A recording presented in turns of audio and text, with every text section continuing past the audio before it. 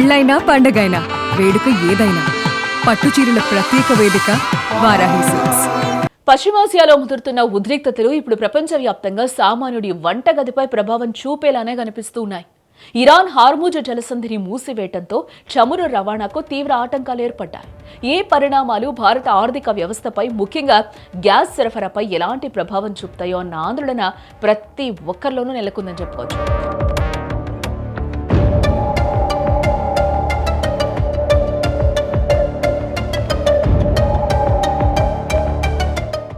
అంతర్జాతీయంగా సరఫరా గొలుసు దెబ్బతిన్నప్పటికీ భారత్లో పరిస్థితులు అదుపులోనే ఉన్నాయని ప్రభుత్వం చెప్తోంది. అయితే ఇదే సమయంలో వినియోగదారులకు షాక్ ఇచ్చేలా కొత్త నిబంధనలు కూడా తెరపైకొచ్చే అవకాశం ఇక్కడ మనకి క్లియర్గా కనిపిస్తుంది. అసలు మే 1 నుంచి గ్యాస్ బుకింగ్స్ విషయంలో ప్రభుత్వం తీసుకునే ఆ కీలక నిర్ణయాలు ఏంటి, ప్రజలపై ఎలాంటి ప్రభావం పడబోతుంది అనేది మనం ఈ వీడియోను చూసి తెలుసుకునే ప్రయత్నం చేద్దాం.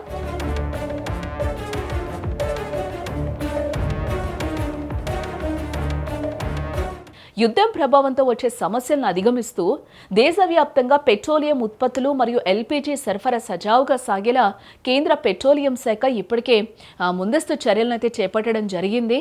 ముఖ్యంగా గృహ అవసరాలకు వాడే గ్యాస్ సిలిండర్లకు మొదటి ప్రాధాన్యత ఇస్తున్నామని, ఏ ఒక్క పంపిణీ కేంద్రంలోనూ సరఫరా ఆగిపోలేదని అధికారులు స్పష్టం చేస్తూ ఉన్నారు. ప్రస్తుతం మన దేశంలో రోజు 80,000 టన్నుల ఎల్పీజీ అవసరం కాగా దేశీయ ఉత్పత్తి కేవలం 46,000 టన్నులు మాత్రమే ఉంది.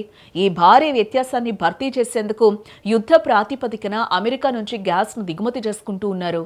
ఈ నిల్వలు జూన్ లేదా జూలై నాటికి భారత్కు చేరుకోనున్నాయి. అప్పటి వరకు ఎక్కడా కొరత రాకుండా రిఫైనరీలు అన్ని పూర్తి సామర్థ్యంతో పనిచేస్తున్నాయని కూడా ప్రభుత్వం ఇక్కడ భరోసానైతే ఇవ్వడం జరుగుతుంది.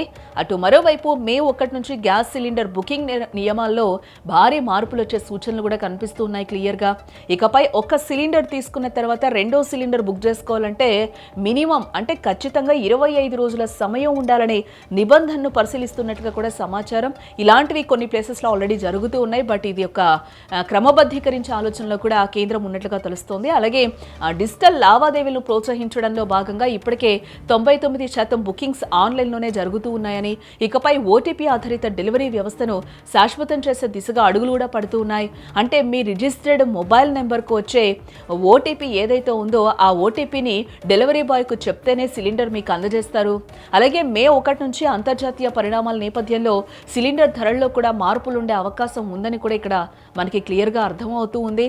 అలాగే ఇక కొత్త గ్యాస్ కనెక్షన్ కోసం ఎదురు చూసే వారికైతే ప్రభుత్వం తాత్కాలికంగా వారికి బ్రేక్ ఇచ్చేలానే కనిపిస్తోందని కూడా ఇక్కడ మనకి అర్థమవుతుంది. పశ్చిమాసియాలో పరిస్థితులు చక్కబడే వరకు కూడా సుమారు నెల రోజుల పాటు కొత్త కనెక్షన్స్ జారీ నిలిపివేయాలని కూడా చమురు సంస్థలు భావిస్తున్నట్లుగా సమాచారం. దేశంలో ప్రస్తుతం ఉన్న డిమాండ్ను దృష్టిలో ఉంచుకొని ఈ నిర్ణయం తీసుకునే అవకాశం కూడా ఉంది. పాత వినియోగదారులకు ఇబ్బంది కలగకూడదనే ఉద్దేశంతోనే కొత్త కనెక్షన్స్ పై తాత్కాలికంగా ఆంక్షలు విధించవచ్చని, పరిస్థితులు సాధారణ స్థితికి రాగానే మళ్లీ కనెక్షన్స్ను జారీ చేస్తారని కూడా అధికారులు ఇక్కడ వివరిస్తూ ఉన్నారు.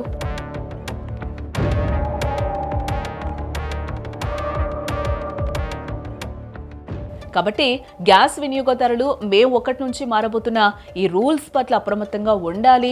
ఇవి ఇంకా అధికారికంగా అమలు కాలేదు, కానీ వచ్చే సూచనలు అయితే ఇక్కడ బలంగా మనకు కనిపిస్తూ ఉన్నాయి. ముఖ్యంగా ఓటీపీ కోసం మీ మొబైల్ నెంబర్ యాక్టివ్గా ఉండేలా చూసుకోవడం అయితే ప్రస్తుతం ఉత్తమం. ఇది ఇప్పటి వరకు ఉన్న అప్డేట్. మరి ముందు ఏం జరుగుతుందో కూడా చూడాలి మనం.